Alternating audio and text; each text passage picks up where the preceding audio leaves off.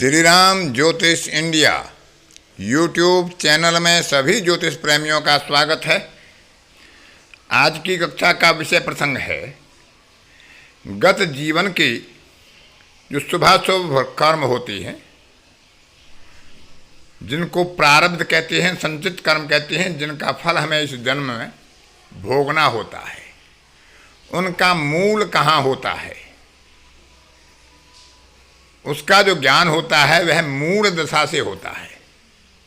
तो आज उसी मूल दशा के बारे में विचार करेंगे कि मूल दशा क्या होती है, कैसे इसका निर्धारण होता है, कैसे इसमें दशा वर्षों का निर्धारण होता है और किस प्रकार से यह षष्ठांश कुंडली के आधार पर, पिछले कर्मों के फलों के आधार पर उनकी मूल का निर्धारण करके बताता है कि किस तरह से कब किसके जीवन में शुभ या अशुभ प्रभाव हो सकता है। जैसा कि आप जानते हैं कि भगवान राम को 14 वर्ष का वनवास मिला था, जबकि सामान्य रूप से उस कालखंड में 12 वर्ष के वनवास की परिपाटी थी। उन्हें 14 वर्ष का वनवास मिला, जबकि 14 वर्ष की कोई विंशोत्तरी या अष्टोत्तरी या योगिनी दशा या कोई राशि दशा नहीं होती है। तो ऐसी दशा का कैसे निर्धारण किया जाए कि किस कर्म के कारण, किस अभिशाप के कारण उन्हें राज सिंहासन पर चढ़ते चढ़ते उतार दिया गया और 14 वर्ष के लिए वनवास भेज दिया गया। तो ऐसी घटनाओं का ज्ञान मूल दशा के आधार पर बड़ी सरलता से ज्योतिषी या ज्योतिष के विद्यार्थी कर सकते हैं। तो आज की कक्षा में इसी पर विचार किया जाएगा।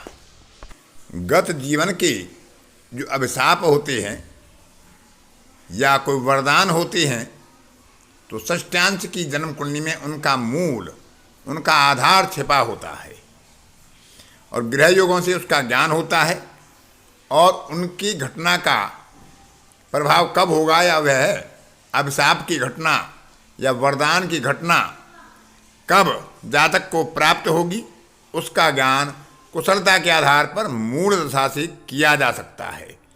मूल दशा विंशोत्तरी दशा की ही तरह एक आधारभूत दशा है। विंशोत्तरी दशा के समान ही इसमें ग्रहों की दशा होती है। विंशोत्तरी दशा में 120 वर्ष की दशा होती है, जिसमें हर ग्रह की दशा एक बार आती है। इसमें 120 वर्ष की ही दशा होती है, लेकिन हर ग्रह को अलग अलग चक्र में 2 बार उसका उपयोग करने का साधन उसे प्राप्त होता है और इसमें थोड़ी सी एक भिन्नता है, जिसके आधार पर हम गणना करें और उसका विचार देखें। इस दशा का उपयोग वर्ग कुंडलियों के आधार पर भी फल देखने में किया जा सकता है। यह ग्रहों की दशा होती है और इसमें जो दशा वर्ष निर्धारित होते हैं वह ग्रह की स्थिति के आधार पर होते हैं, क्योंकि मूल दशा किसी भी गत कर्म के फल को बताती है, इसलिए उसके मूल को बताती है, इसलिए इसका नाम मूल दशा है। और इसका जो निर्धारण होता है वह ग्रह की स्थिति और उसकी मूल त्रिकोण का कितना अंतर है जन्म कुंडली में, उसके आधार पर तय किया जाता है। इसलिए इसका नाम मूल दशा रखा गया है। किस ग्रह की दशा जीवन में जन्म काल पर चलेगी, उसका निर्धारण करने के लिए केंद्र स्थान में बैठने वाले ग्रहों को देखते हैं। उसमें जो भाव सर्वाधिक बलवान होता है, बलवान ग्रह की दशा सबसे पहले होती है। उसके बाद क्रम से उससे कम बलवान ग्रह की दशा होती है। इसी प्रकार जब केंद्र में बैठने वाले ग्रहों की दशा पूर्ण हो जाती है तो उसके बाद पणफर का प्रयोग किया जाता है। पणफर यानी जो केंद्र के भावों से अगले भाव होते हैं, दूसरा भाव, 5वां भाव, 8वां भाव और 11वां भाव, उनमें बैठने वाले ग्रहों में बराबर के आधार पर क्रम से है। जो बलवान होता है उसकी दशा पहले आती है, जो निर्बल होता है उसकी दशा बाद में आती है। तो इसमें भाव का विचार किया जाएगा, कौन सा भाव बलवान है। उसके बाद आपोकिलिम यानी तीसरा, 6वां, 9वां और 12वां, इन भावों में जो ग्रह बैठे होंगे क्रम से बराबर के आधार पर उनकी दशाओं का निर्धारण किया जाता है। यदि जन्म काल में विषम राशि लग्न में होती है तो क्रम सीधा ही रहता है, पहले केंद्र के ग्रह, फिर पणफर के ग्रह, फिर आपोकिलिम के ग्रह। लेकिन यदि समराशि लग्न में खुलती है तो क्रम विपरीत होता है, पहले केंद्र में बैठने वाले ग्रह, फिर आपोकिलिम में बैठने वाले ग्रह और बाद में पणफर में बैठने वाले ग्रह। यदि लग्न में शनि विराजमान होता है तो लग्न सम हो या विषम हो, क्रम सीधा रहता है, पहले केंद्र के ग्रह, फिर पणफर के ग्रह, फिर आपोकिलिम के ग्रह। यदि वहां पर केतु विराजमान होता है लग्न में तो क्रम विपरीत होता है, लग्न चाहे सम हो या विषम हो, पहले केंद्र के ग्रह, फिर आपोकिलिम के ग्रह और फिर पणफर भाव में बैठने वाले ग्रहों की दशाएं बराबर के आधार पर चलेंगी। कदाचित शनि और केतु दोनों ही लग्न में बैठ जाएं तो शनि और केतु में जिसकी भोग्यांश ज़्यादा होंगी उसके आधार पर हम तय करेंगे कि क्रम सीधा चलेगा या विपरीत चलेगा। केतु के भोग्यांशों को 30 से प्रारंभ करना चाहिए और कितने भोग्य अंश उसने कर लिए हैं उनके आधार पर गणना करनी चाहिए और उनसे हम दशा के क्रम का निर्धारण कर सकते हैं। किस ग्रह के दशावर्ष कितने होंगे, इनको तय करने के लिए ग्रह से उसकी मूल त्रिकोण को देखें कि वह कौन से भाव में है, उस भाव से एक संख्या कम कर दें। यदि नीच राशि में ग्रह है तो एक संख्या और कम कर दें, यदि उच्च राशि में ग्रह है तो एक संख्या और बढ़ा दें। और फिर जो उपलब्धि हमें प्राप्त होती है उसको उस ग्रह के विंशोत्तरी वर्षों से घटाकर उसके दशावर्ष तय कर लें। जो दशावर्ष शेष बचेंगे वो अगले क्रम में उपयोग में लिए जाएंगे। इस तरह से दोनों चक्रों का योग मिलकर 120 वर्ष हो जाता है, जो विंशोत्तरी वर्ष के कालखंड माना गया है और जो एक व्यक्ति की कलयुग में निश्चित आयु मानी गई है। यदि अंतर दोनों का शून्य होगा तो पूरे विंशोत्तरी वर्ष ही लागू होंगे और दूसरे क्रम में उसका वर्ष शून्य होगा। यदि उत्तर नकारात्मक में आता है तो भी वही वर्ष लेंगे जो नकारात्मक में अंतर आता है। राहु केतु के लिए मूल त्रिकोण क्रमशः कुंभ राशि और वृश्चिक राशि को लिया जाएगा।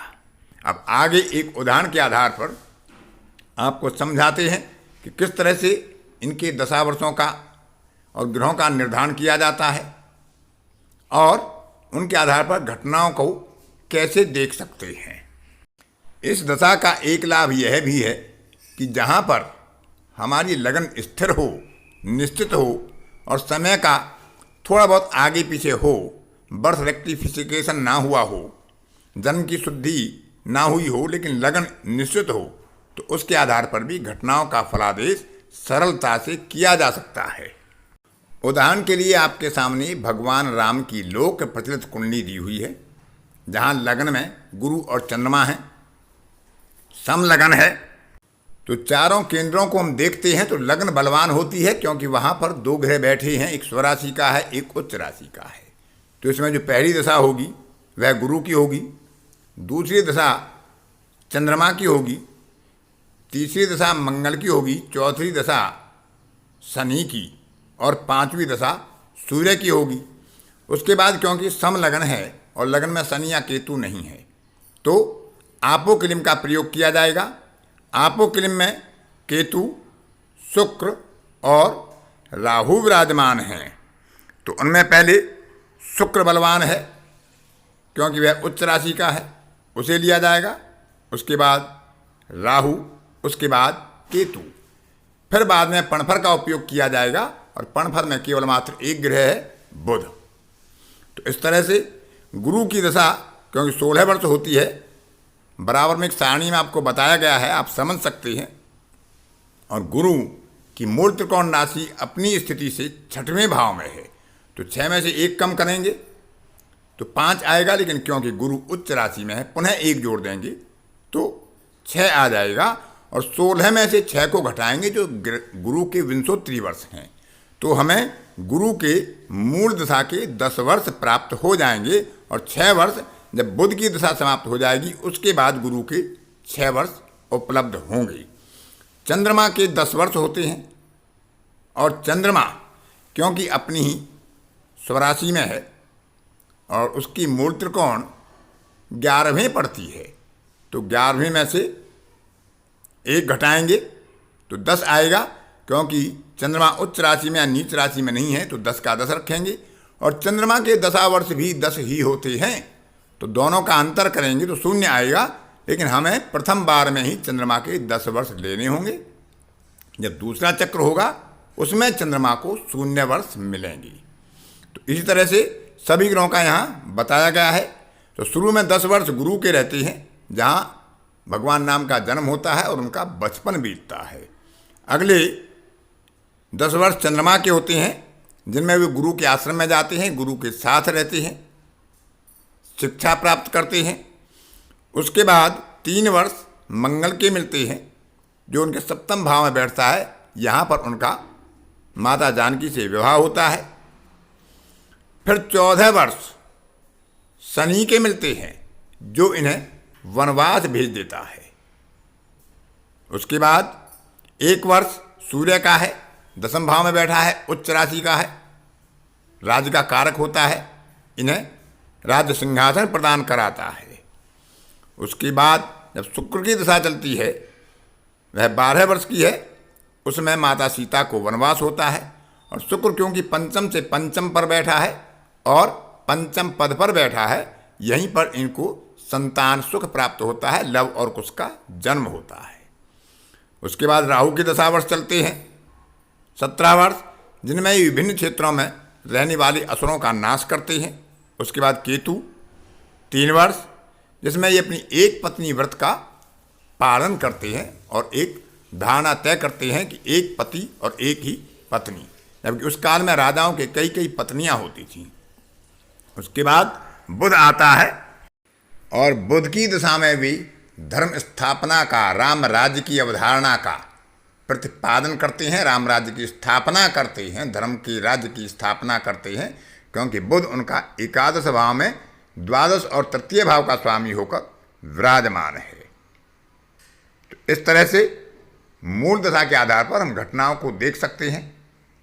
किसी अभिशाप या किसी वरदान का फल कब मिलने वाला है उसको देख सकते हैं, और इसका निर्धारण षष्ठांश से भली भांति किया जा सकता है। क्योंकि षष्ठांश कुंडली हमारी पूर्व जन्मों की कर्मों का लेखा जोखा होती है, जिसके आधार पर हमें वर्तमान जन्म प्राप्त होता है। आज की कक्षा में इतना ही। अन्य किसी कक्षा में फिर किसी नए विषय के साथ आपसे मुलाकात होगी। तब तक के लिए अपनी वाणी को विराम देता हूँ। धन्यवाद।